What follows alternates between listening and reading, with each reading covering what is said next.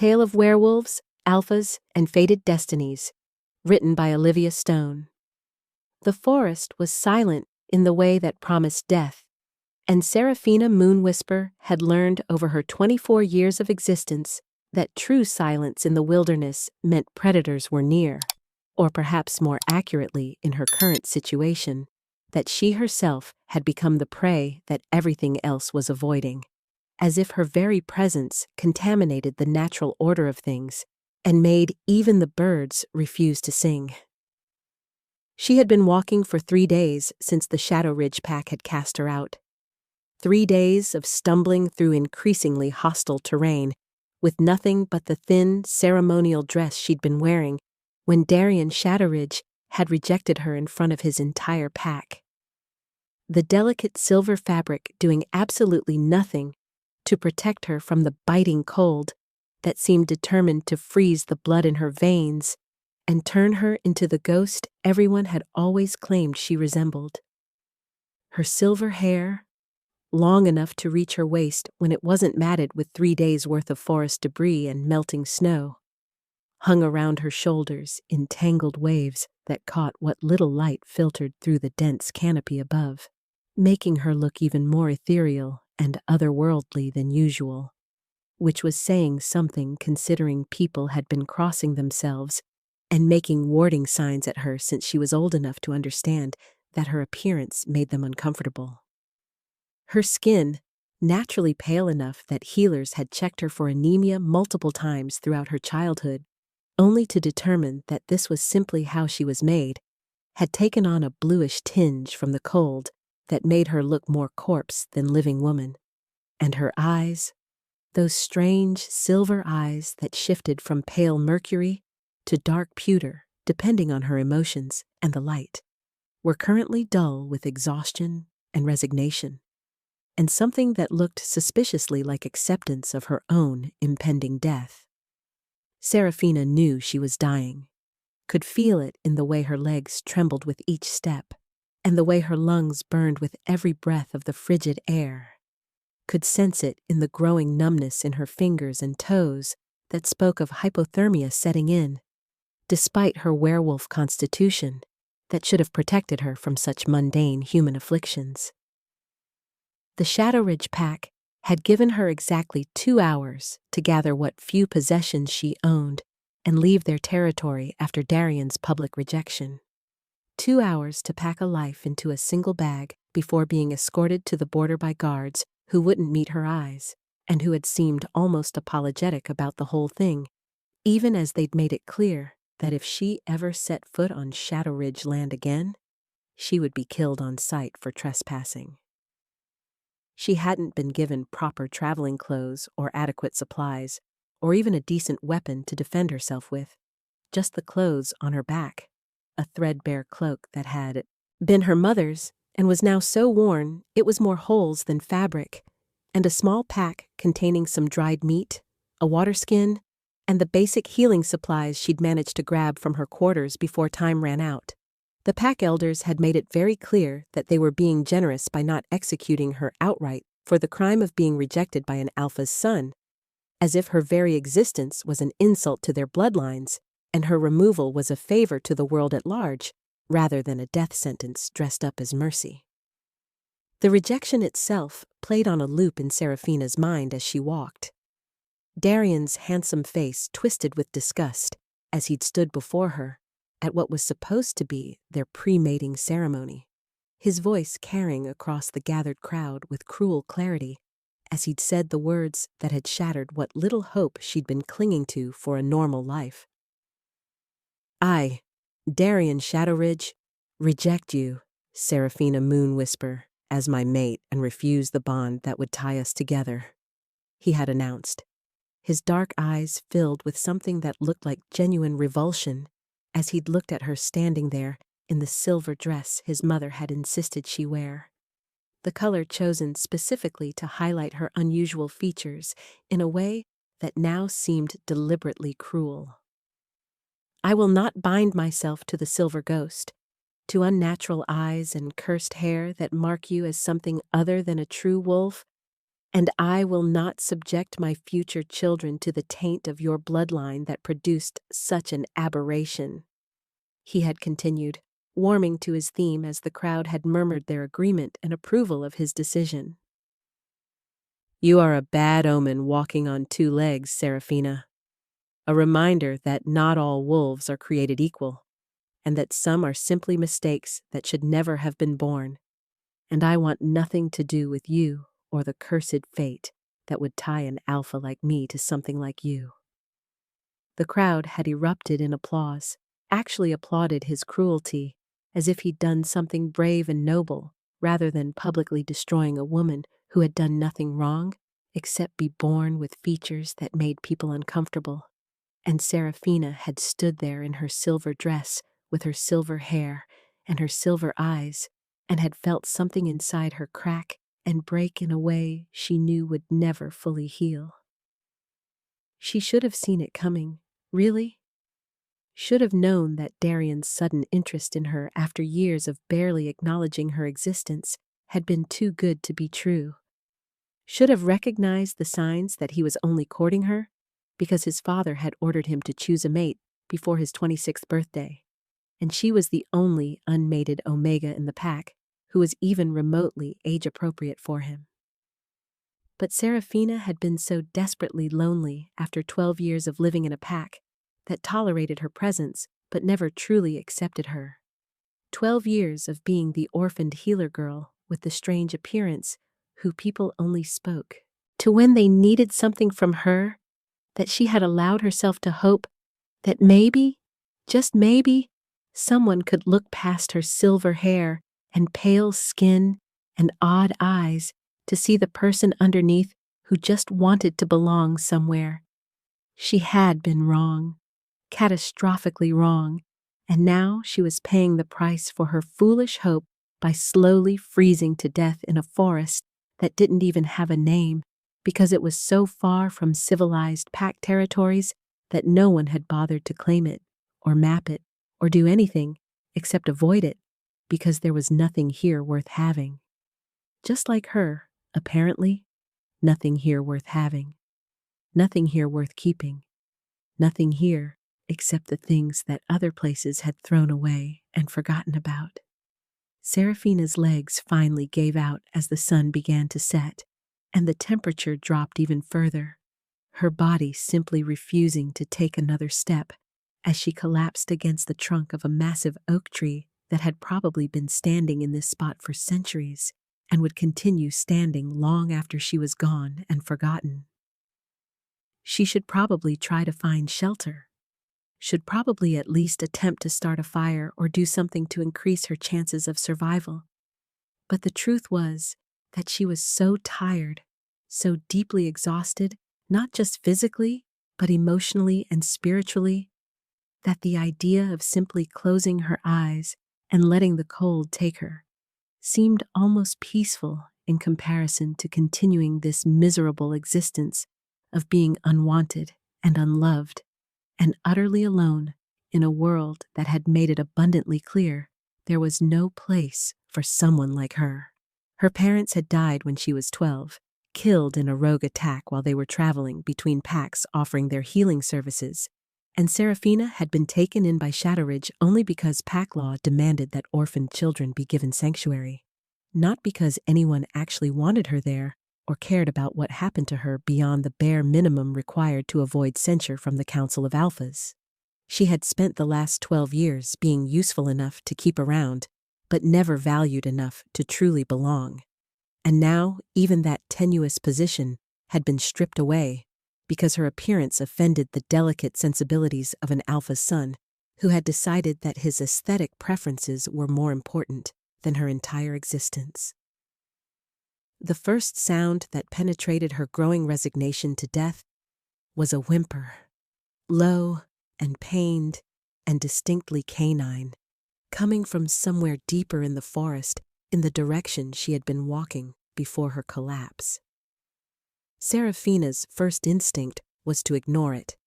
to stay exactly where she was against this tree and let whatever was making that sound deal with its own problems, because she had more than enough of her own to handle. Thank you very much. And getting involved in whatever tragedy was unfolding in these woods was likely to get her killed even faster than the cold would manage.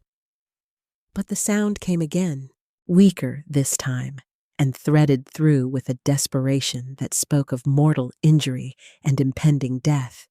And Seraphina felt something stir inside her chest that she had thought Darian's rejection had killed completely. That stubborn healer's instinct that had been drilled into her by her parents from the moment she was old enough to understand that healing was not just a skill, but a sacred calling that transcended personal comfort or safety. Her mother had always said that a true healer could no more ignore suffering than they could stop breathing, that the gift of healing came with the responsibility to use it regardless of personal cost or danger. And even though her mother had been dead for 12 years, and Seraphina had spent the last 3 days trying to convince herself that she didn't owe the world anything anymore after the way it had treated her, she found her body moving almost without conscious thought as she forced herself to her feet and stumbled in the direction of that terrible whimpering sound. What Seraphina found when she pushed through a dense thicket of frost-covered brambles that left new scratches on her already abused arms was a scene that looked like something out of a nightmare, the kind of horror that made even experienced warriors wake up screaming and reaching for weapons that weren't there. 8 wolves lay in various states of injury across a small clearing that was painted red with blood that steamed slightly in the frigid air, and every single one of them had fur that ranged from silvery gray to pure gleaming silver that caught the fading sunlight and seemed to glow with an otherworldly luminescence that took Seraphina's breath away even through her shock and horror at their condition. These were not normal wolves. That much was immediately apparent from their size alone, each one easily twice as large as any wolf Seraphina had ever encountered. With powerful builds and coordinated positioning even in their injured state that spoke of military training and elite warrior status. The kind of wolves who served powerful alphas and were chosen for their strength and skill and unwavering loyalty. They had clearly been ambushed, probably by a force much larger than their own numbers, given the extent and variety of injuries Seraphina could see even from her position at the edge of the clearing. And they had fought back hard if the blood that clearly didn't belong to any of them was any indication. But they had ultimately been overwhelmed and left here to die in this unnamed forest where no one would find them until spring thaw revealed their bones. The largest wolf, positioned in the center of the group with the others, arranged in a protective circle around him, in a formation that even Seraphina's untrained eye could recognize as a last-stand defensive position. Had fur of such pure silver, it almost hurt to look at directly, as if someone had taken liquid moonlight and woven it into physical form, and his eyes, when they opened to look at her, were the most striking shade of silver blue she had ever seen. Pale and intense, and filled with a level of intelligence and awareness that made her take an involuntary step backward, because she suddenly understood with absolute certainty that this was not just any wolf, but someone incredibly important, someone whose death would matter to more people than just the 7 other warriors dying around him. He had a wound in his side that was still bleeding sluggishly despite what looked like attempts to pack it with moss and forest debris. A deep gash that went down to the bone and radiated an ugly greenish tint around the edges that made Seraphina's healer senses scream in alarm, because that wasn't just a normal wound. That was poison. Something deliberately designed to kill slowly and painfully and to resist the natural healing abilities that werewolves possessed. The other wolves had various injuries ranging from broken bones to deep lacerations to what looked like minor burns from silver weapons, all serious, but none immediately fatal. But that central wolf with his poisoned wound would be dead within the hour if someone didn't do something to draw out the toxin and treat the injury properly. And judging by the desperate way the other 7 wolves were watching their leader struggle to breathe, they knew it too, and were helpless to do anything except witness his death. Seraphina stood at the edge of the clearing with her silver hair tangled and her silver eyes wide, and her pale skin covered in scratches and bruises from 3 days of walking through hostile wilderness.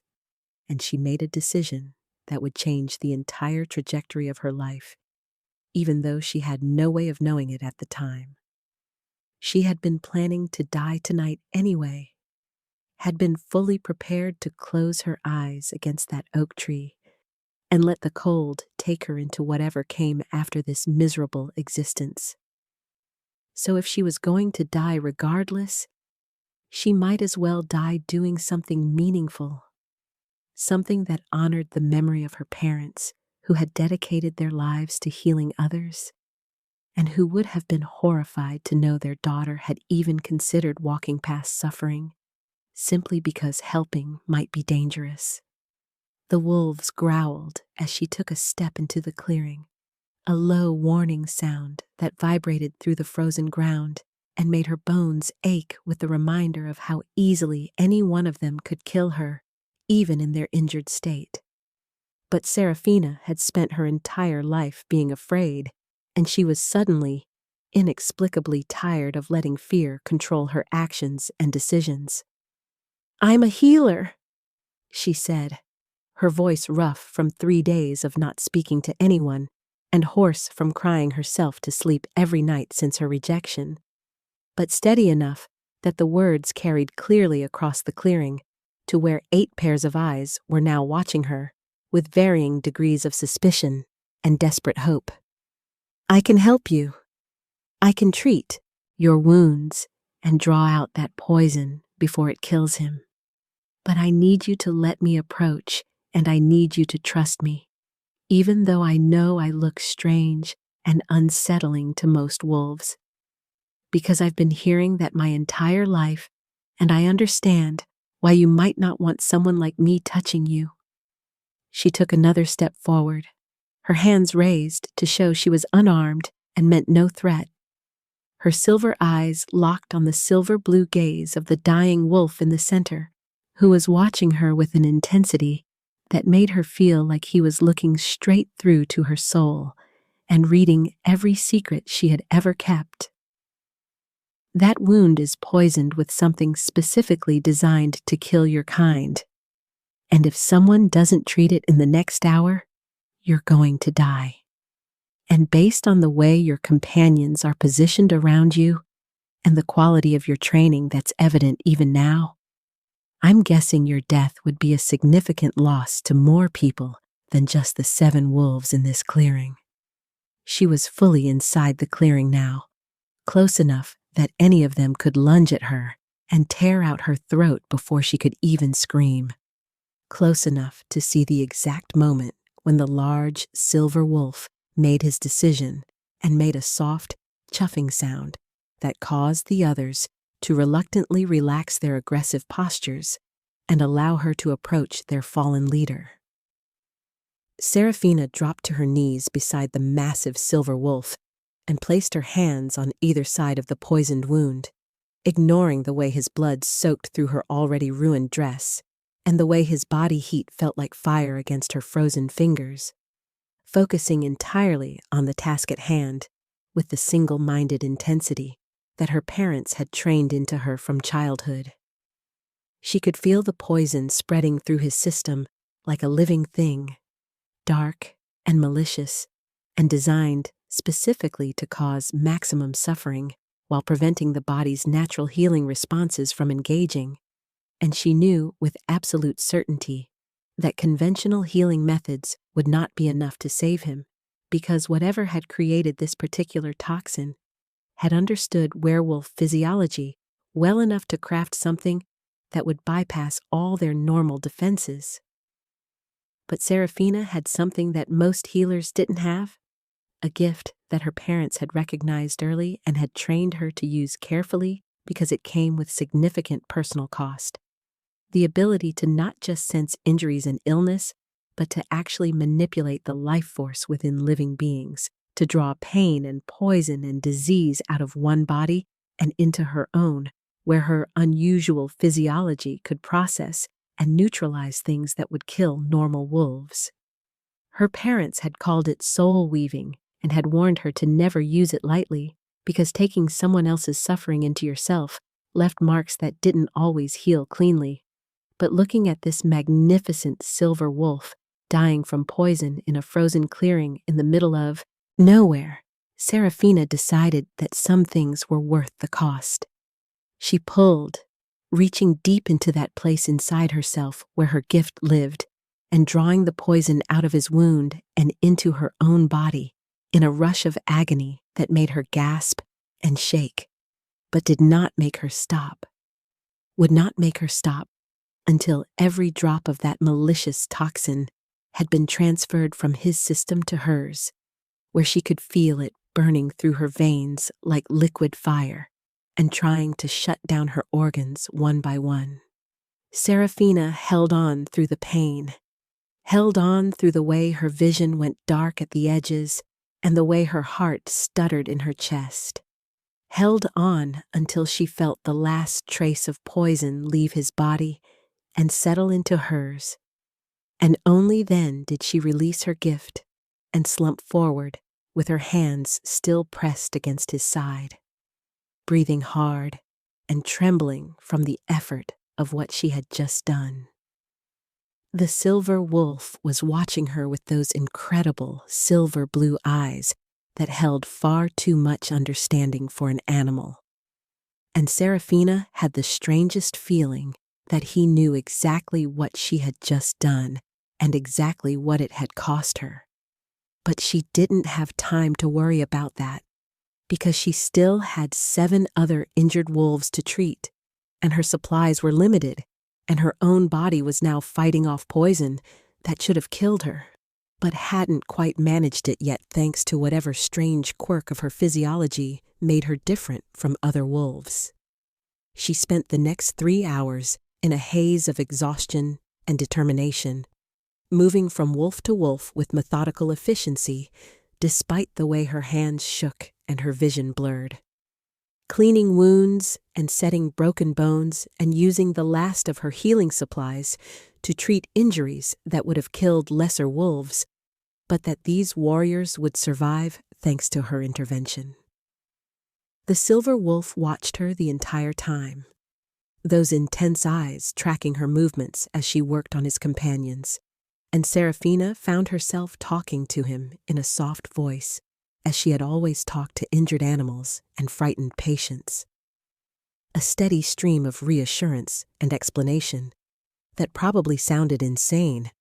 but that helped her focus and kept the encroaching darkness at the edges of her consciousness from swallowing her completely.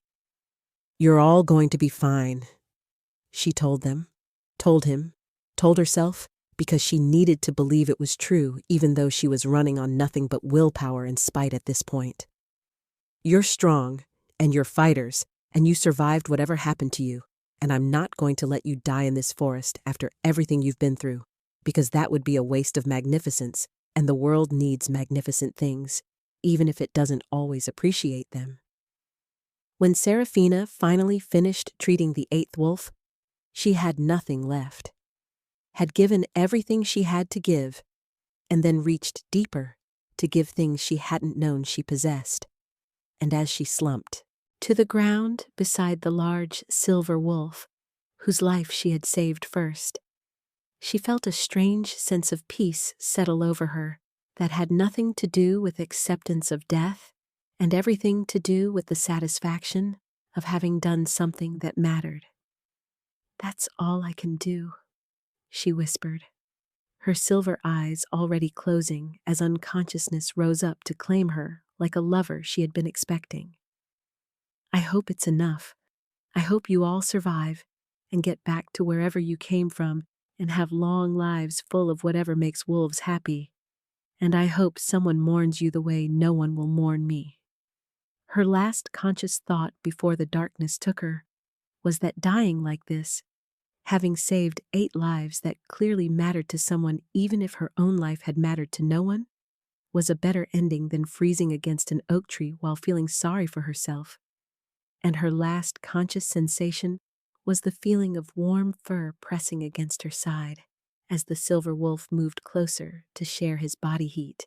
and the strange, electric tingle that raced across her skin where they touched. Though she was too far gone to understand what it meant, or why the wolf made a sound that in a human would have been a sob of relief and recognition and overwhelming joy. Seraphina woke to softness, which was so unexpected and so contrary to everything she had experienced over the past 3 days of sleeping on frozen ground and walking through hostile wilderness, that for a long moment she thought perhaps she had actually died in that clearing, and this was some kind of afterlife that her parents' beliefs had promised existed, but that she had never quite managed to convince herself was real. The bed beneath her was enormous and impossibly comfortable, with sheets that felt like they were woven from clouds, and blankets that were warm without being suffocating. And when she finally managed to force her heavy eyelids open, she found herself staring up at a ceiling that was so far above her, it seemed almost cathedral-like in its vast height, painted with murals of wolves running beneath a full moon that were so lifelike and detailed, she could almost hear them howling. The room around her was equally impressive, in a way that made her chest tight with anxiety, because she had never in her entire life been in a space this luxurious, with massive windows that let in pale winter sunlight filtered through gauzy curtains, furniture that looked like it belonged in a museum rather than actual use, and tapestries hanging on the walls that depicted historical battles and legendary wolves in threadwork so intricate it must have taken years to complete. And Seraphina's first coherent thought, upon waking, was that she had somehow stumbled into a place so far above her station that her very presence here was probably some kind of crime, punishable by death or exile, or whatever it was that powerful packs did to lowly omegas who dared to sleep in beds meant for people who actually mattered. She tried to sit up and immediately regretted the decision as pain lanced through her entire body, a deep, aching soreness that radiated from her core outward and reminded her with vivid clarity of exactly what had happened before she lost consciousness. The way she had drawn poison from that magnificent silver wolf into her own body, and then spent 3 hours healing his companions while that toxin burned through her system trying to shut down her organs one by one. Seraphina's gift had always come with a cost. Her parents had warned her about that from the moment they recognized what she could do. But she had never before attempted something on the scale of what she had done in that clearing, had never tried to absorb a poison specifically designed to kill werewolves while simultaneously using her life force to heal 8 critically injured warriors, and her body was making its displeasure with her decisions very clear through the medium of feeling like she had been trampled by a herd of elk and then set on fire for good measure. She managed to lever herself into a sitting position through sheer stubborn determination, her silver hair falling around her face in waves that she was startled to realize had been washed and brushed at some point while she was unconscious,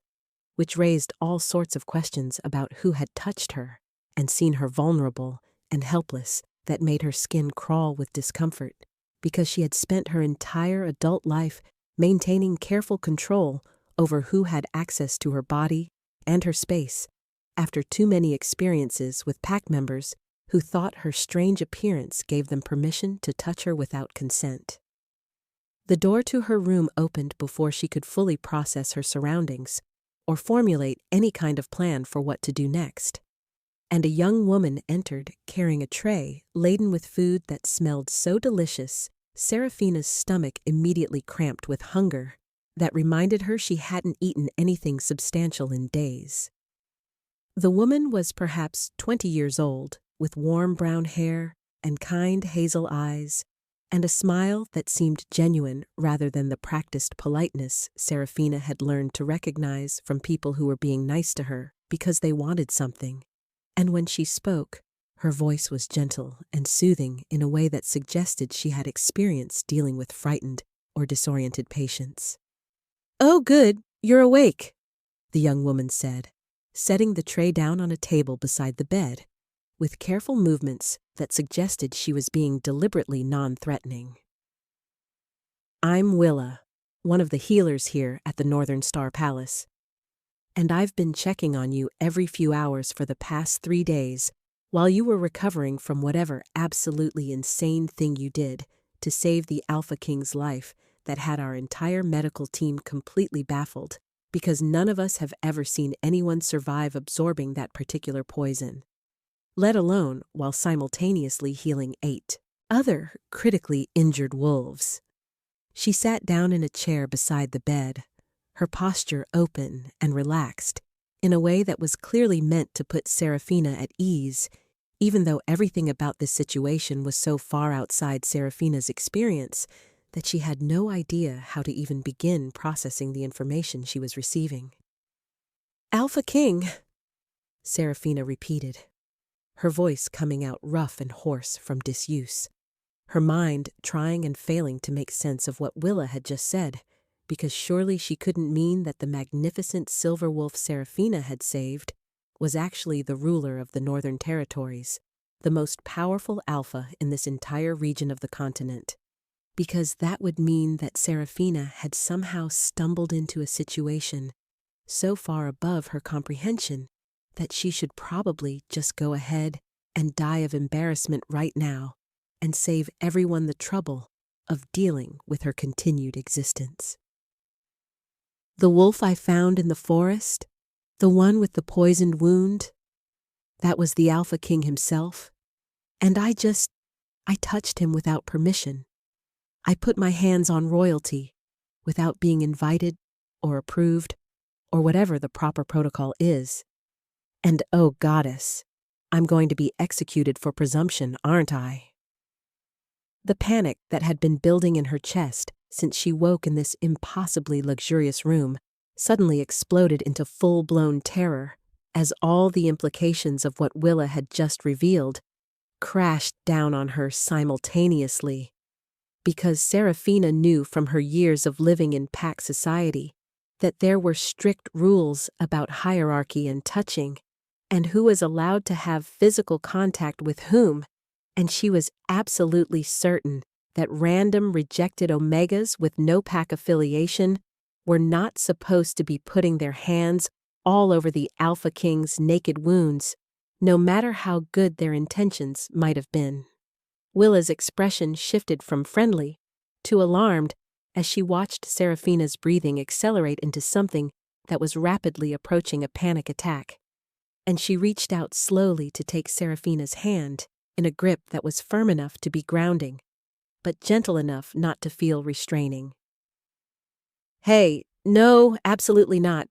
You need to breathe and you need to listen to me, because I promise you that no one is executing anyone, especially not the woman who saved our king's life and the lives of his entire elite guard when they were ambushed by assassins and left to die in the wilderness," Willa said, her voice taking on that particular tone that healers used when they were trying to talk someone down from a mental crisis. "You're not in trouble, Seraphina. You're a hero, and the king has been absolutely beside himself waiting for you to wake up so he could thank you properly, and also so he could stop driving the rest of us insane with his constant demands for updates on your condition every single hour,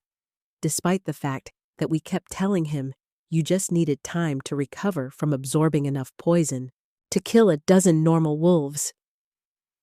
She squeezed Seraphina's hand gently, her hazel eyes warm and sincere in a way that made something in Seraphina's chest ache, because it had been so long since anyone had looked at her with genuine kindness rather than discomfort or pity or that particular blend of both that she had come to associate with her interactions with other wolves. The information that the Alpha King had been checking on her condition, that he had apparently been concerned enough about her recovery to bother the healers with constant inquiries,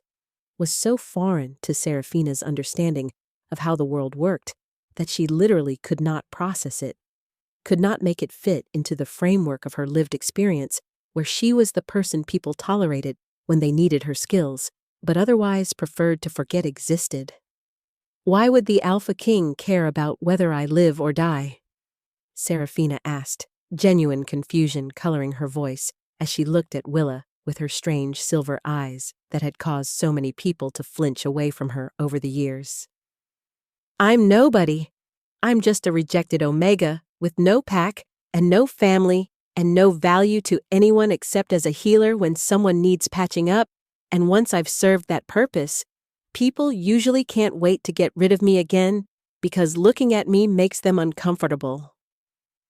The words came out more bitter than she intended, tinged with the accumulated pain of 24 years of being treated like something other than a person, like a useful tool that unfortunately had the inconvenient quality of having feelings and needs that people would rather not acknowledge or deal with. Willa's expression shifted into something that looked suspiciously like anger,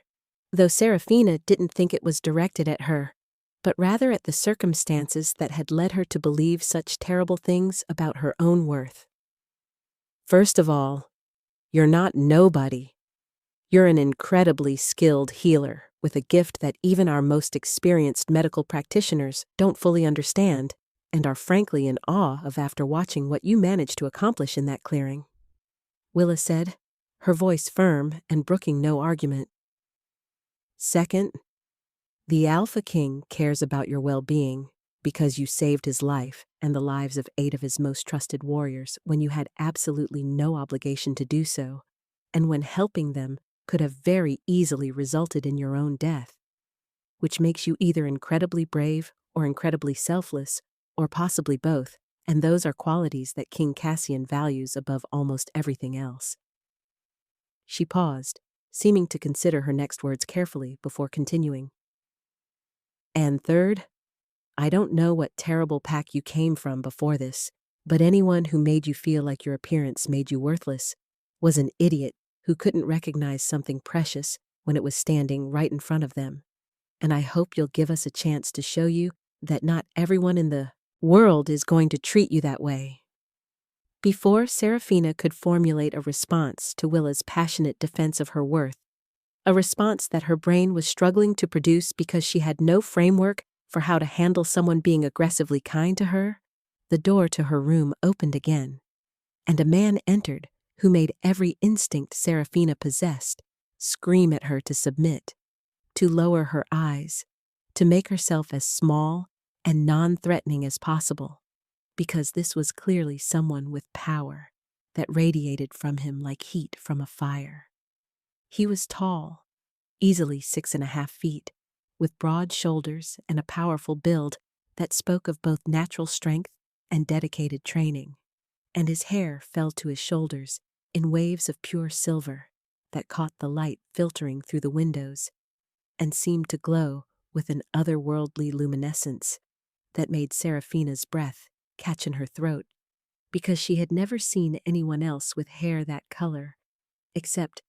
when she looked in a mirror. His eyes were the same striking silver blue she remembered from the wolf in the clearing, pale and intense, and currently fixed on her with an expression that she couldn't quite read, but that made her feel like he was looking straight through her skin to examine her soul and judge whether it met his standards. And when he moved into the room, it was with a grace that seemed impossible for someone his size, predatory and controlled, and speaking of a level of physical competence that made it very clear he could kill her without breaking a sweat if he decided she was a threat. "Your Majesty," Willa said, standing quickly and executing a bow that was respectful without being servile. "I was just explaining to Seraphina that she's not in any trouble and that you've been concerned about her recovery." She glanced at Serafina with an expression that was clearly meant to be reassuring before adding, "Perhaps you could reinforce that message, since she seems to be under the impression that we're going to execute her for having the audacity to save your life without asking permission first." There was a hint of humor in Willa's voice that suggested she was comfortable enough with the king to tease him gently, which told Serafina more about the kind of leader he was than any formal description could have, because alphas who ruled through fear didn't inspire that kind of comfortable familiarity in their subordinates. The Alpha King, Cassian Nightborn, ruler of the Northern Territories, and apparently the Silver Wolf, whose life Serafina had saved in that frozen clearing 3 days ago, moved further into the room with his eyes never leaving Serafina's face, and when he spoke, his voice was deep and rich and carried an undertone of something that made her wolf sit up and take notice in a way that was both thrilling and terrifying. "Thank you, Willa. That will be all," he said, though his tone made it clear this was a polite dismissal rather than a command. And Willa nodded and left the room with one final encouraging smile in Serafina's direction that did absolutely nothing to calm the panic that was currently making Serafina's heart race like she had just run a marathon. Once they were alone, Cassian moved to the chair that Willa had vacated and sat down with a controlled grace that made it clear he was being deliberately non-threatening, which would have been more effective if everything about his presence didn't scream danger and power, and barely leashed strength that could be unleashed at a moment's notice. "Please don't kneel," Cassian said, before Serafina could even attempt to move from the bed, his voice gentle but firm. "And please, for the love of the moon goddess, stop looking at me like you think I'm about to order your execution. Because I promise you, that is the absolute last thing on my mind when it comes to the woman who saved my life, and the lives of my 8 most loyal guards when we had been left for dead by assassins who very much wanted to ensure the Northern Territories descended into chaos after my death." He leaned forward slightly, his silver blue eyes searching her face with an intensity that made Serafina want to look away, but also made it impossible to break eye contact. "I owe you a debt that I can never fully repay, Serafina Moonwhisper. Because what you did in that clearing went so far beyond basic healing that my medical staff is still trying to figure out exactly how you managed it without dying in the process, and I have been going absolutely insane for the past 3 days, waiting for you to wake up so I could thank you properly, and also so I could make sure you understood that you are safe here and valued here, and that I would very much like to offer you a position as the royal healer if you're willing to stay." The offer was so unexpected and so generous that Serafina's brain seemed to simply stop functioning for several long seconds while she tried to process what the Alpha King had just said, because in her experience, powerful people didn't offer prestigious positions to rejected Omegas with no pack affiliation and strange appearances that made everyone uncomfortable. They used such people when convenient and discarded them when they became inconvenient, and she could not for the life of her understand what angle he was working, or what he hoped to gain from making such an offer. "Your Majesty, I appreciate the gesture, truly I do, but I don't understand why you would want someone like me working in your palace when you could have any healer in the Northern Territories. Someone with proper credentials and pack backing and an appearance that wouldn't make your courtiers uncomfortable every time they saw me in the hallways,"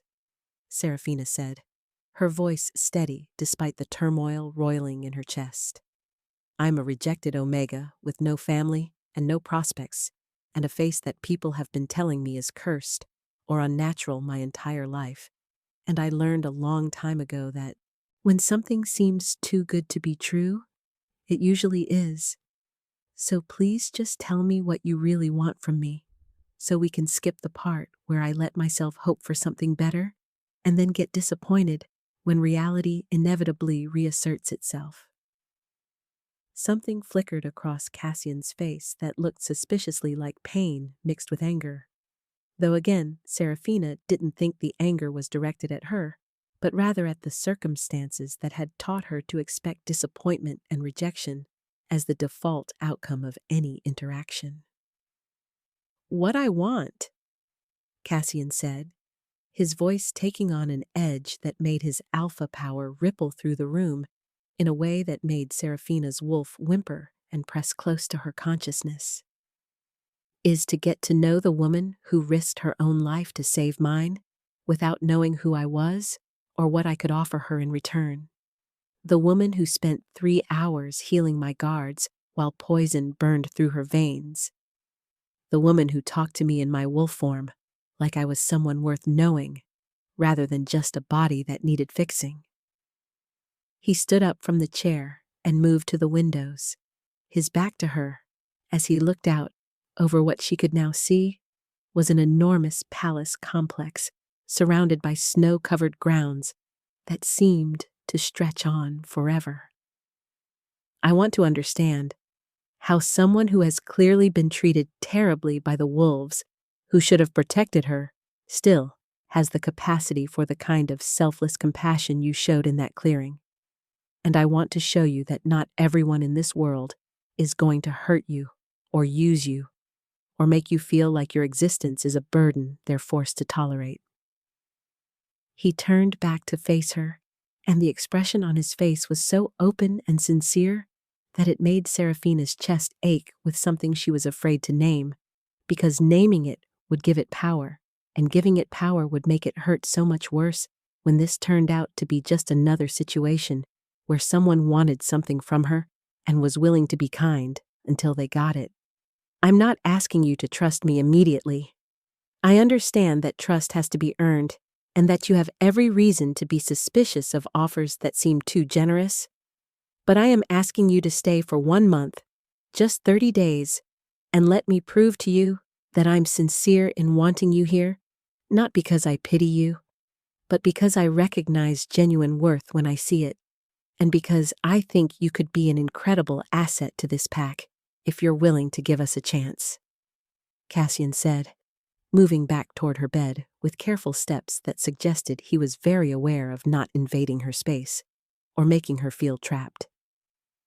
"If after 1 month you're still unhappy or uncomfortable, or you decide you'd rather be somewhere else, I will personally help you establish yourself in any territory you choose, with enough resources to ensure you never have to worry about survival again. And I will ask nothing in return except that you take care of yourself and maybe occasionally remember that there was one alpha who saw your value and wanted nothing more than to give you the opportunity to thrive." Seraphina wanted to refuse, wanted to protect herself from the inevitable pain that would come when this situation revealed itself to be just another version of the same story she had been living her entire life, where people were kind to her when they needed something and discarded her when her usefulness expired. But looking at Cassian's face and seeing the genuine hope mixed with uncertainty in his expression, she found herself wavering in a way that terrified her, because wavering meant hope, and hope meant vulnerability, and vulnerability meant the capacity to be hurt in ways that she wasn't sure she could survive. "1 month?" she heard herself saying, the words coming out before her rational mind could stop them. "I'll stay for 1 month and work as your healer, and we'll see how it goes. But I need you to understand something, Your Majesty." She forced herself to meet his eyes directly, her silver gaze clashing with his silver blue one in a way that sent an odd tingle down her spine that she determinedly ignored. "I won't be anyone's charity case or pet project or example of your magnanimous generosity to be paraded out when you want to show how benevolent you are to the less fortunate, because I've spent my entire life being the object of other people's pity, and I'd rather die alone in the wilderness than live as someone's good deed that they can feel virtuous about." Instead of being offended by her bluntness, Cassian smiled, a genuine expression that transformed his face from merely handsome to absolutely devastating in a way that made Seraphina's heart do something complicated in her chest that she absolutely did not want to examine too closely. "I wouldn't dream of treating you as anything less than an equal, Seraphina. And anyone in this palace who tries to pity you or patronize you will answer to me personally," he said, and there was steel underneath the gentleness in his voice that made it very clear he meant every word. "You're not a charity case. You're a woman with extraordinary skills who deserves to be valued for those skills, and I'm hoping that over the next month, you'll come to see that I'm serious about wanting you here, not because I feel sorry for you, but because I recognize what you have to offer, and because—" He paused, seeming to reconsider his next words before continuing with careful deliberation. "Because from the moment I saw you in that clearing, kneeling in the snow with your silver hair catching the moonlight while you worked to save my life, I felt something that I've been searching for my entire adult life, and I would very much like the opportunity to explore what that something might mean if you're willing to give me the chance." The air in the room suddenly felt charged with something that Seraphina couldn't quite name, but that made her skin tingle and her wolf pace restlessly inside her consciousness. And she opened her mouth to ask what he meant by that cryptic statement when the door to her room burst open with enough force to slam against the wall and make both of them jump. A man she didn't recognize strode into the room with the kind of aggressive confidence that immediately set her teeth on edge, and she could smell the alpha power rolling off him in waves that spoke of high rank and significant influence. Though his power was nothing compared to the barely leashed dominance that radiated from Cassian, who had moved almost imperceptibly to position himself between Seraphina and this intruder. "Cassian, we need to talk immediately," the man said without preamble, his eyes flicking to Seraphina with an expression that was equal parts curiosity and dismissal. "The council has been in emergency session for the past 2 days, and they're demanding answers about why you've installed some random rejected Omega in the royal quarters, and why you're refusing to see any of the suitable Luna candidates who have been waiting for audiences. And there are rumors circulating that you're planning to claim this girl as your mate, which would be absolutely disastrous for pack politics. And—" "Lord Darien," Cassian said, his voice dropping into a register that made every wolf instinct Seraphina possessed scream at her to either submit or run, because that was the voice of an alpha who was done being patient and was approximately 2 seconds away from doing something violent. "You will stop talking immediately. You will apologize to Seraphina for bursting into her private chambers without permission and referring to her as some random rejected Omega and this girl when she has a name and deserves to be treated with basic courtesy. And then you will leave and inform the council that I will speak with them when I'm ready and not a moment before. And if they have problems with my decisions regarding who I choose to house in my own palace, they are welcome to challenge me for leadership and see how that works out for them." The threat in his voice was unmistakable, and Lord Darien's face went pale as he seemed to realize exactly how close he had come to crossing a line that would have had severe consequences. But before he could respond or apologize or do anything except stand there looking like he wanted the floor to open up and swallow him, Seraphina's brain finally caught up to what she had just heard, and one particular name that had been mentioned jumped out at her with the force of a physical blow. "Darien," Seraphina repeated, her voice barely above a whisper as she stared at the man in the doorway, whose face she was now seeing clearly for the first time, and with a sick sense of déjà vu that made her stomach twist with nausea.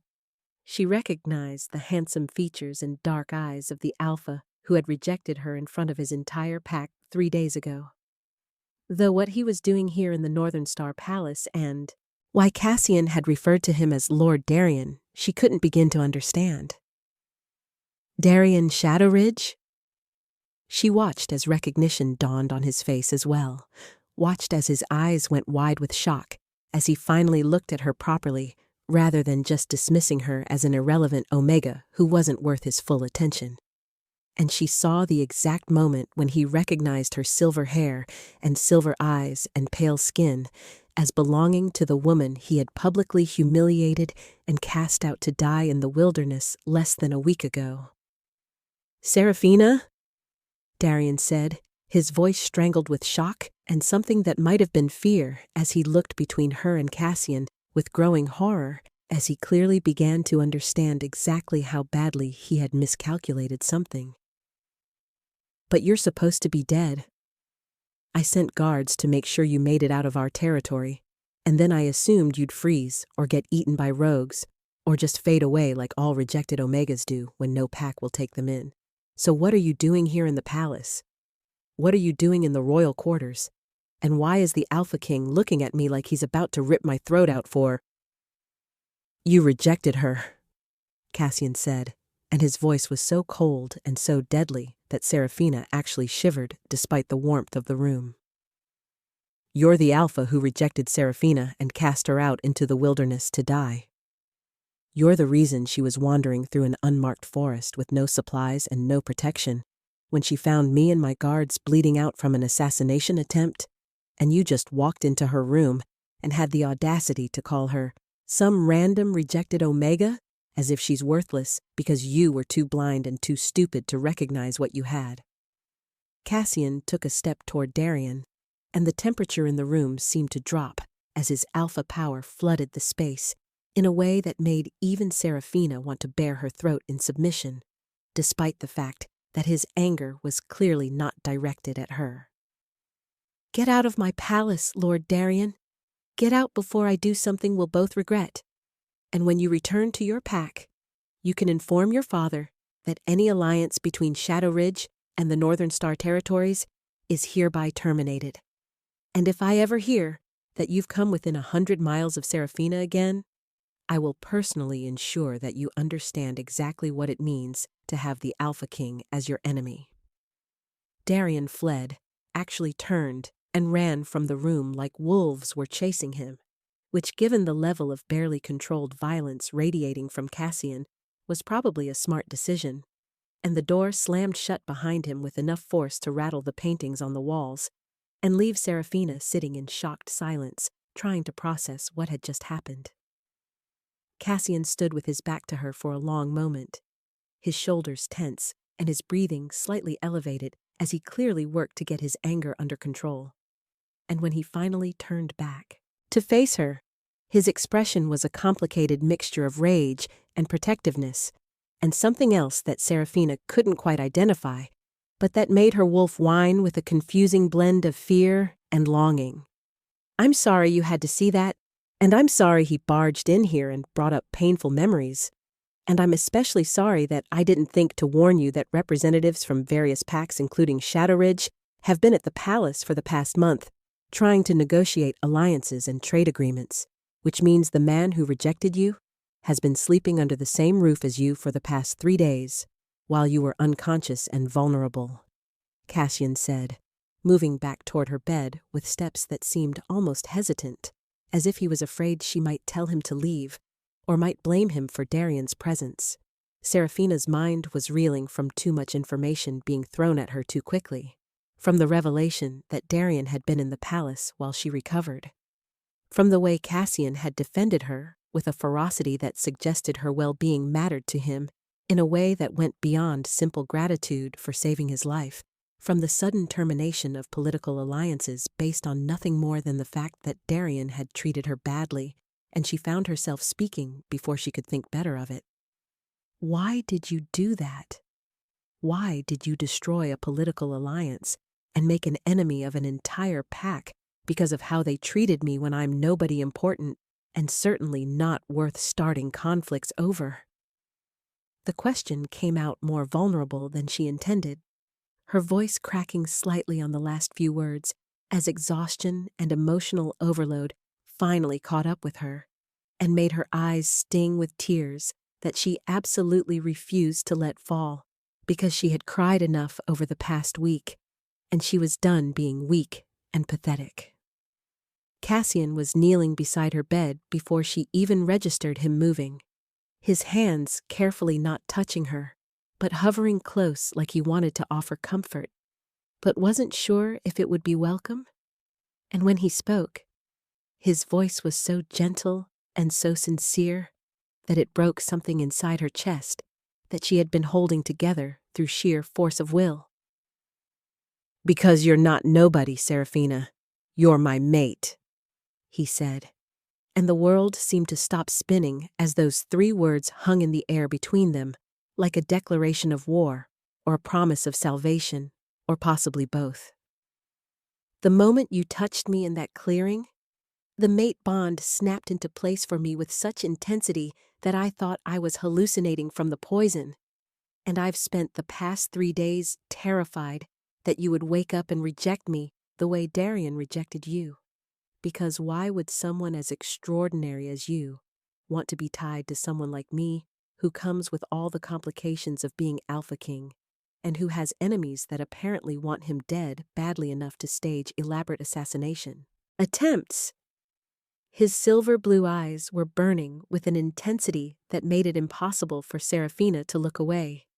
even though part of her wanted to run screaming from the room because this was too much, too fast, too overwhelming to process when she was still recovering from poison and 3 days of unconsciousness and the shock of seeing Darian again. "I know this is probably the worst possible timing, and I know you need time to recover and adjust, and I swear I wasn't planning to tell you like this. I was going to wait until you were stronger, and until we'd had time to get to know each other properly. But then that bastard walked in here and called you worthless, and I just couldn't let you think for one more second that you're anything less than precious and valued and absolutely essential to my future happiness. And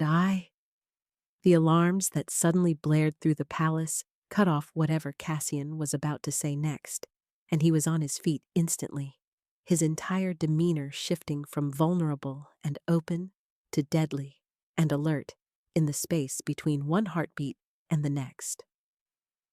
"Stay here," he ordered,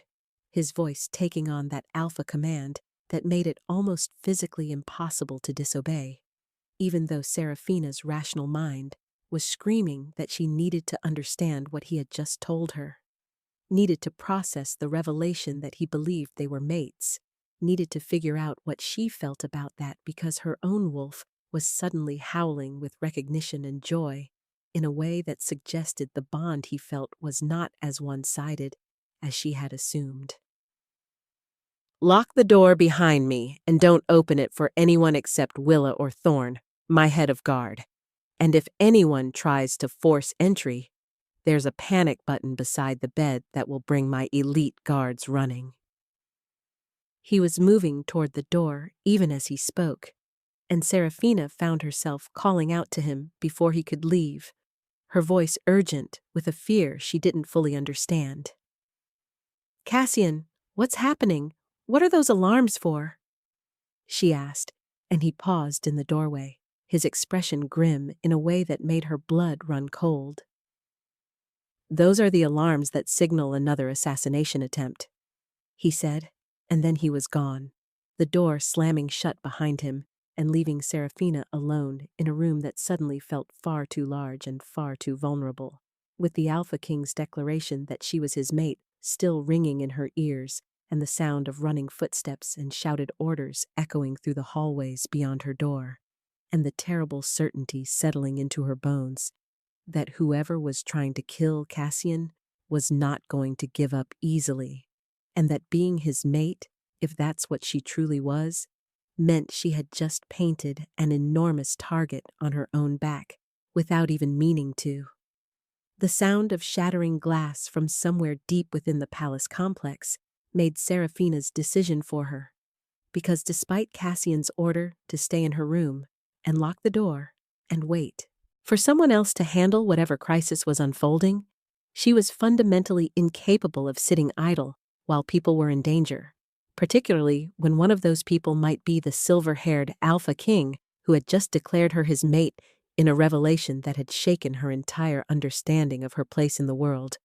but that she hadn't had even 30 seconds to process before alarms started screaming, and he had disappeared into whatever conflict was brewing in the hallways beyond.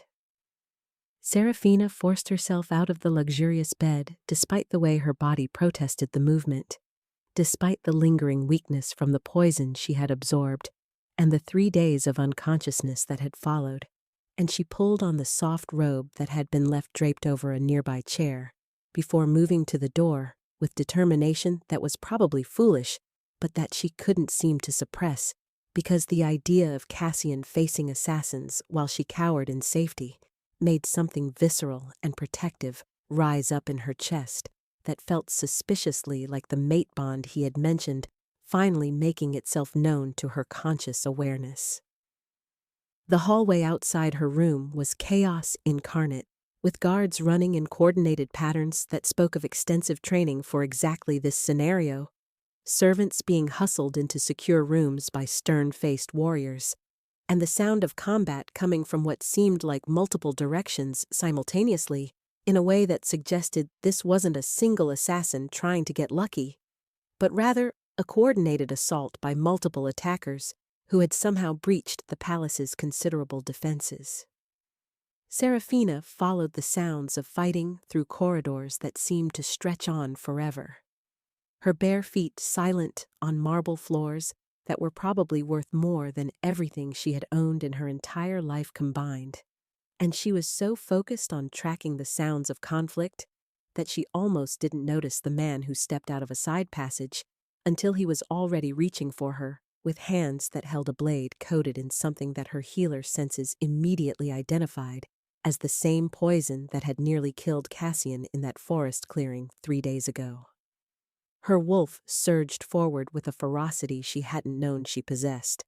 lending her strength and speed that allowed her to dodge the initial grab and actually manage to land a kick to the assassin's knee that sent him stumbling backward with a curse that suggested she had done more damage than she'd expected.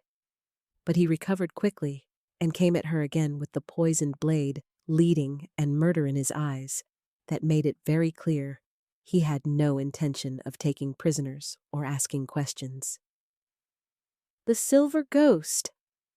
the assassin said, his voice rough and filled with a satisfaction that made Serafina's blood run cold. "They said you were dead, said Shadowridge had cast you out and you'd frozen in the wilderness. But here you are in the palace wearing the king's colors and staying in the royal quarters, which means someone was lying about your death, or you're even more resilient than the report suggested, and either way, killing you will hurt the king almost as much as killing him directly, maybe even more once the mate bond settles properly." The revelation that this assassin knew about the mate bond before Serafina had even fully processed its existence herself was terrifying in implications that she didn't have time to fully examine, because he was coming at her again, and this time she wasn't fast enough to dodge completely. His blade scoring a line of fire across her forearm that immediately began to burn with the characteristic agony of poison entering her bloodstream, and Serafina felt her wolf howl in rage and fear and something else that felt like calling for help, except she had never been able to call for help before because there had never been anyone who would answer. The assassin raised his blade for what was clearly meant to be a killing strike, his eyes gleaming with anticipation of completing his mission and claiming whatever reward had been promised for her death, and Serafina was preparing to use her gift to either defend herself or at least take him down with her when a massive silver wolf seemed to materialize out of nowhere and slammed into the assassin with enough force to send them both crashing into the wall with a sound that suggested multiple bones breaking on impact. Cassian in his wolf form was magnificent and terrifying in equal measure. All silver fur and rippling muscle and teeth that were currently buried in the assassin's throat in a grip that would not be released until the threat was completely and permanently neutralized. And even though Serafina had seen him in this form before, had spent 3 hours healing him while he lay dying in a frozen clearing, seeing him now at full strength and absolutely murderous in his defense of her, was something that made her wolf keen with recognition and acceptance, and a bone-deep certainty that this was her mate, her partner, her chosen one, regardless of what fate or prophecy or the moon goddess might have decreed. The assassin went limp in Cassian's jaws, and the massive silver wolf released him to turn towards Seraphina, with eyes that were blazing with silver-blue fire, and emotions too complex to name. And she watched in fascination as he shifted back to human form in a fluid transformation that left him standing naked and blood splattered in the hallway, but somehow still managing to look every inch the powerful Alpha King who ruled the Northern Territories with strength and wisdom that had earned the loyalty of thousands. "You were supposed to stay in your room where it was safe," Cassian said, his voice rough with emotion that sounded like equal parts relief and anger and fear that she had been in danger. "You were supposed to lock the door and wait for the all-clear signal, not wander into active combat situations where assassins with poisoned blades could kill you. And when I felt your pain through the mate bond that's apparently decided to make itself known at the absolute worst possible time, I nearly lost my mind, thinking I was going to find you dead, and I was going to have to live with the knowledge that I'd found my mate only to lose her within hours of finally telling her what she meant to me." He was crossing the distance between them as he spoke, his hands reaching for her injured arm with a gentleness that seemed impossible from someone who had just killed a man with his bare teeth. And Seraphina found herself leaning into his touch, despite the part of her brain that was screaming that she should maintain distance and protect herself, and not allow herself to hope for something that would inevitably be taken away. "I couldn't just stay in that room knowing you were in danger," Seraphina said, her voice steady despite the pain radiating from her poisoned wound and the emotional chaos swirling in her chest.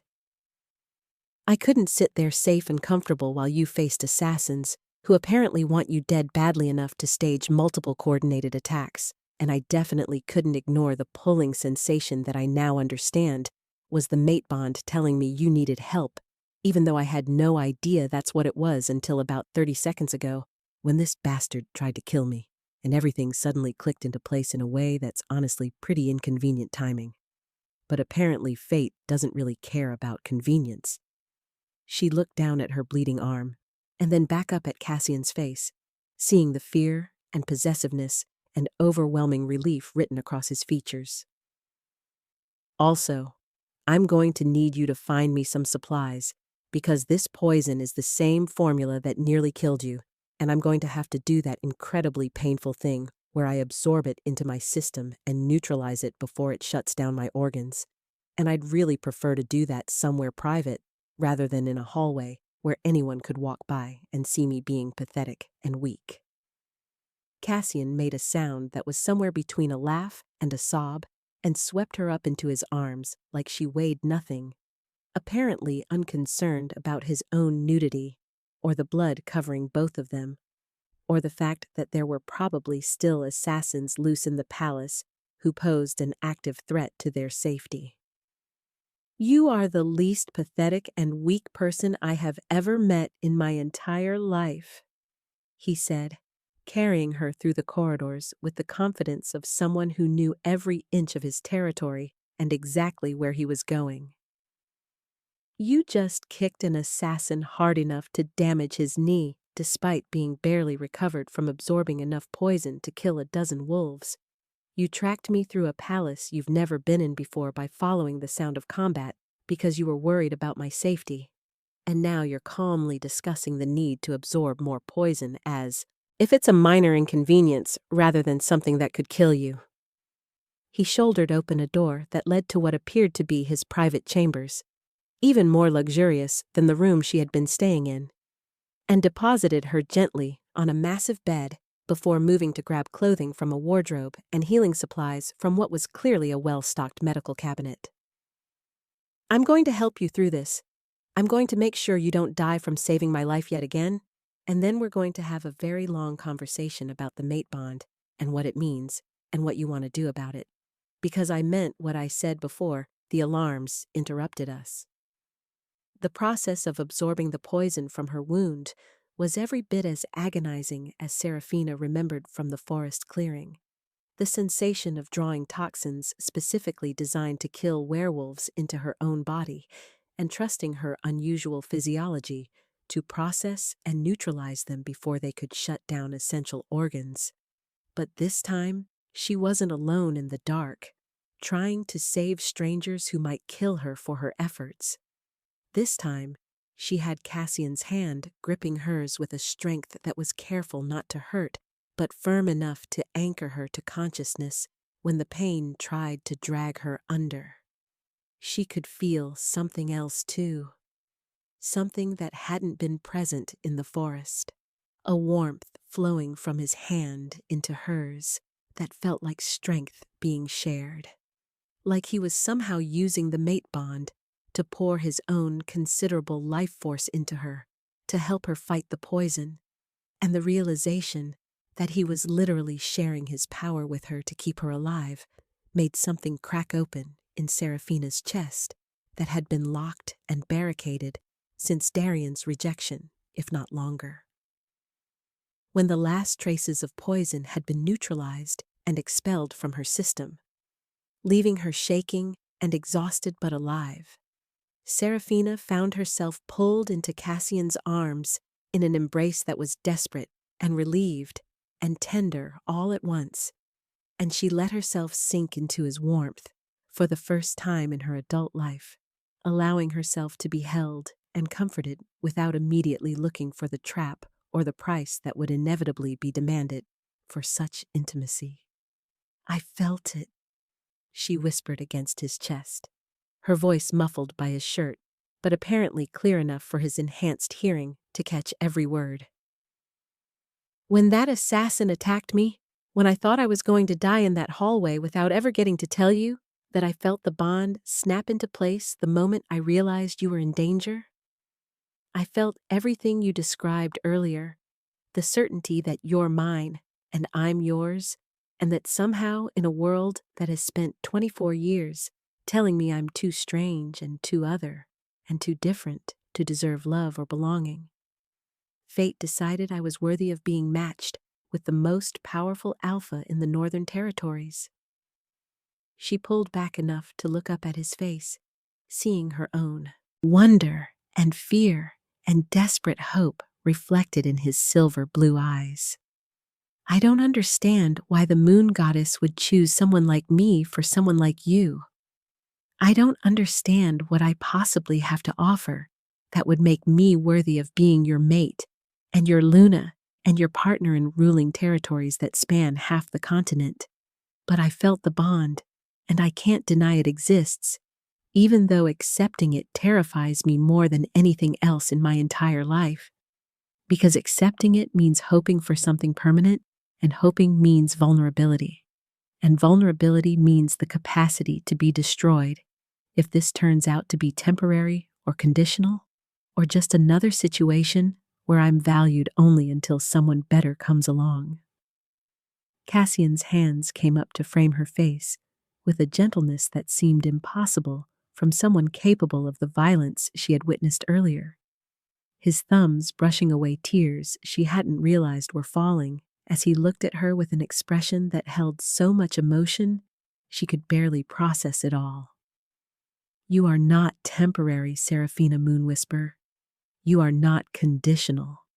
And there is no one better because you are perfect, exactly as you are, with your silver hair that matches mine,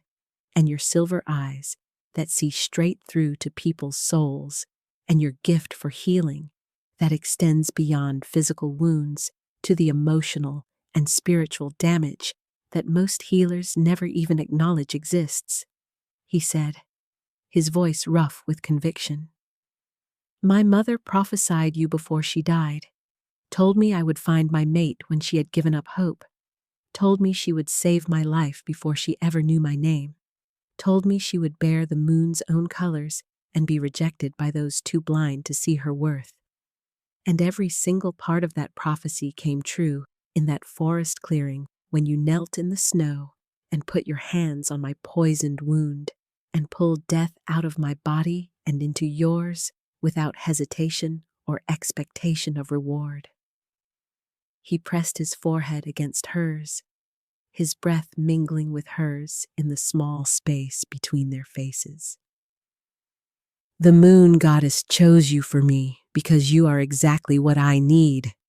Someone who leads with compassion instead of power. Someone who values life above politics. Someone who would risk everything to save strangers because it's the right thing to do regardless of personal cost. And I am choosing you right back because in the 3 days I've known you, you have shown me more genuine courage and selfless love than I've seen in 28 years of living among wolves who claim to value honor and loyalty, but who mostly just value power and status. The sounds of combat had finally ceased in the corridors beyond Cassian's chambers, replaced by the organized noise of guards conducting sweeps and securing the palace and dealing with the aftermath of what had clearly been a significant assault. And through the windows, Seraphina could see the sun beginning to set in a spectacular display of oranges and purples that painted the snow-covered grounds in colors that seemed almost too beautiful to be real. "The council isn't going to accept me," Seraphina said, voicing the practical concern that had been lurking at the back of her mind since Cassian's declaration. "They're going to say I'm unsuitable, that I have no pack backing or political connections or any of the qualifications that a Luna should possess, and they're going to pressure you to reject the mate bond and choose someone more appropriate. Someone who can bring alliances and resources and legitimacy to your rule, instead of just a rejected Omega, with a strange appearance and a gift that most wolves find unsettling." She could hear the old patterns of self-deprecation creeping back into her voice,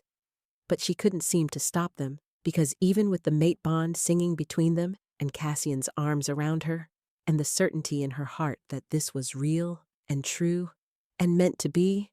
24 years of conditioning didn't disappear in a single afternoon.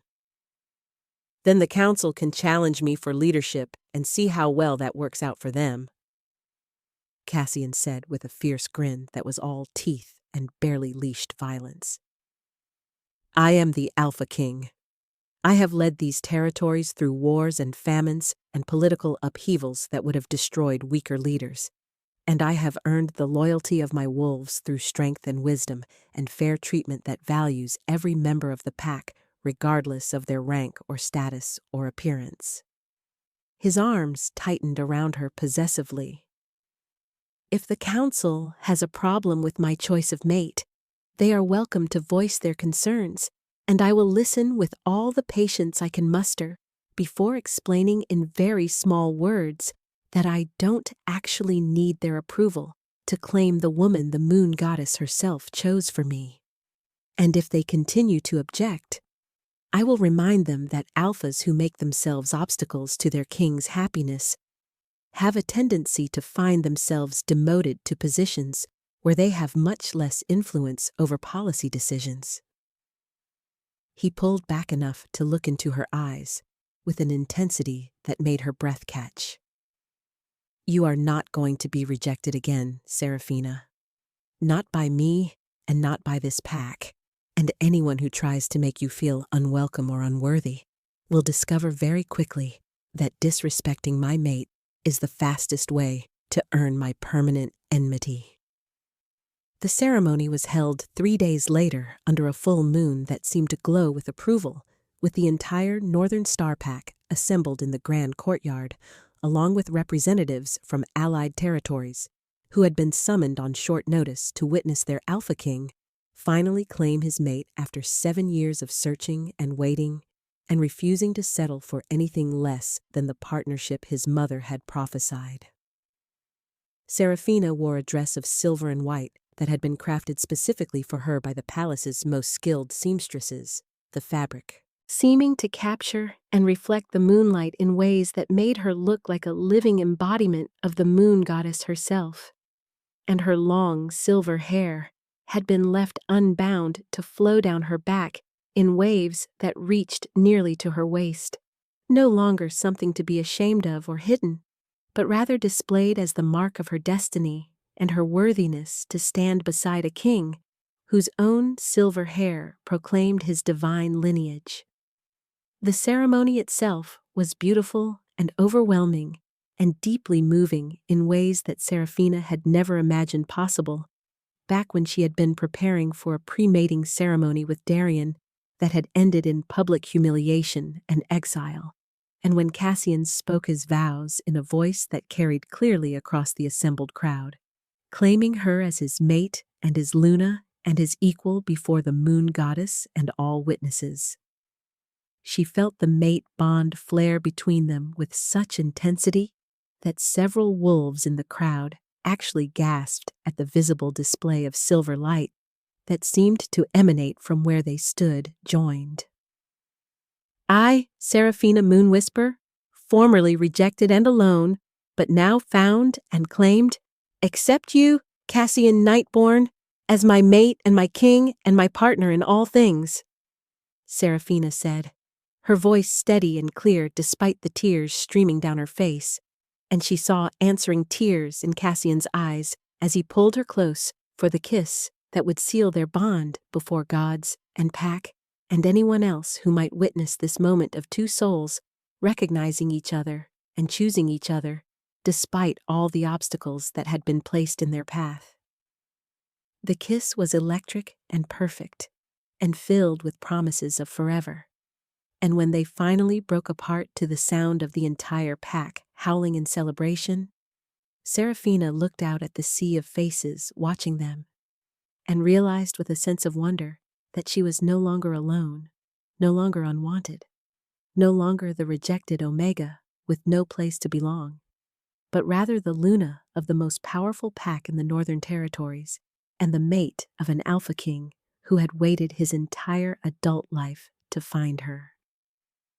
Years later, when young wolves would come to Luna Seraphina feeling broken or different, or convinced that their unusual qualities made them unworthy of love and belonging, she would smile and take their hands and tell them the story of how she had been rejected and cast out to die in the wilderness, how she had stumbled across 8 dying wolves in a frozen clearing and chosen to save them despite having given up on her own survival, how that one act of compassion had led her to discover her true mate and her true purpose, and a love so powerful it had literally changed the political landscape of the entire Northern Territories. I was nobody, she would tell them, her silver eyes warm with understanding and acceptance. I was the rejected Omega, with cursed appearance, and no pack, and no future, walking through a forest planning to let the cold take me, because I couldn't see any other option. But then I heard suffering, and I couldn't walk past it even though helping might have killed me. And that choice, that single decision to be kind when I had every reason to be bitter, led me to everything I have now. She would gesture to the thriving healing temple she had established, to the revolutionary training programs she had created that taught young healers to value compassion over status, to the mate who still looked at her after all these years with the same wonder and love he had shown in that frozen clearing when she had knelt beside him and decided his life was worth saving. Your differences are not weaknesses, she would tell these young wolves who reminded her so much of her younger self. They are gifts waiting to be recognized by someone wise enough to see your true value. And sometimes the right person doesn't find you until you've given up looking, until you've walked through your own wilderness and come out the other side strong enough to recognize real love when it finally appears. So don't give up hope. Don't stop being kind, and don't ever let anyone convince you that being different means being less than, because the moon goddess makes no mistakes and you are exactly who you were meant to be. If you enjoyed this story of Seraphina and Cassian, of the rejected Omega who became a beloved Luna, and the Alpha King who recognized her worth when no one else could see it, please take a moment to subscribe to this channel so you never miss another tale of werewolf romance, fated mates, and the transformative power of choosing love, even when the world has given you every reason to protect your heart. Leave a comment below telling me what you thought of their journey, whether you felt the mate bond's intensity, whether Seraphina's struggles resonated with your own experiences of feeling different or unworthy, and what kind of werewolf stories you would like to see next, because your engagement and support is what allows me to continue creating these tales of hope and healing and happily ever afters that remind us all that sometimes the most broken among us are simply waiting for the right person to see our cracks as the places where the light gets in. Hit that notification bell so you'll know immediately when the next story is posted. And remember that somewhere out there, your own silver-haired Alpha King or your own silver-eyed Luna might be waiting in a frozen clearing for you to choose compassion over bitterness, hope over despair, and love over fear. Because the best love stories are the ones where two people choose each other, not because fate demands it, but because their souls recognize each other as home. And that recognition is worth every rejection and every wilderness and every moment of pain that led them to that perfect moment of finally being seen and valued and chosen for exactly who they are.